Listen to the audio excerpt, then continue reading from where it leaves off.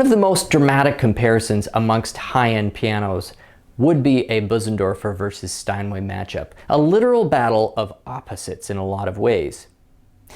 Where the Steinway's rim is designed and built for maximum rigidity and projection, the Bösendorfer's rim is softer, thinner, and creates far greater warmth in the immediate vicinity of the piano. Where the Steinway D can fill a concert hall of 2,000 seats quite adequately with no amplification whatsoever, rarely will you find a Bösendorfer in the same situation without microphones or amplification of some kind. Where the Steinway is as wide a range of tones from bass to treble, from soft to loud, the Bösendorfer is far more consistent in timbre, both in range as well as dynamic output. The experience of playing a Bösendorfer, at least to the pianist's ears, is akin to using a stereo enhancer with headphones. There's such a dramatic difference in what reaches the left versus the right ear that you're left with the impression of this wide expanse of sound, but yet with highly clear tones.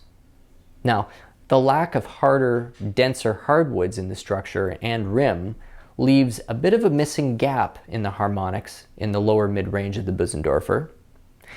which leaves the listener with a sense that while big, the tone isn't quite as full or thick as some ears would prefer, or what one gets from a Steinway. This has led to Bösendorfer's reputation as being more of a jazz or early classical pianist's ideal, since both styles of music often feature virtuosic solo lines in the right hand or in the treble section. You might think of Mozart or perhaps Oscar Peterson, which with most of the lower density of the notes in your left hand occurring in kind of the third octave, which is a style of orchestration for the piano that seems to lend itself incredibly well to the Bösendorfer. It also works quite well in many studio settings where mic placement and post-production can help fill the gaps in some of that harmonic thickness while still taking advantage of the rich stereo image and the clarity in the treble. The brand has retained a reputation of one of the very best in the industry for close to 200 years, and while the design hasn't evolved with the times, at least some could argue that, the workmanship still remains extremely high, and owners can enjoy the prestige of having a small piece of musical history in their homes. Steinway's blend of harmonics and its high energy conservation in its design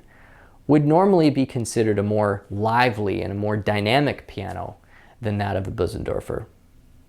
with a wider range of nuance and tones available.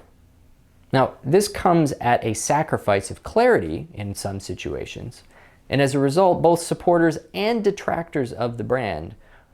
generally agree that the piano is probably the most forgiving of the high-end concert brands. To people unhitched from the brand's romance, this is a downside, particularly when comparing it to Bösendorfer or Bechstein or Fazioli. The Steinway gives the player almost training wheels, the effects of which wind up masking and glossing over some detail and clarity. But in any case, both instruments are really like living museums of the ingenuity of the 19th century's industrial boom. Not necessarily pianos of the 21st century per se, but a reminder of just how the highest levels of craftsmanship can still deliver an amazing product, as it always has throughout the history of musical instruments.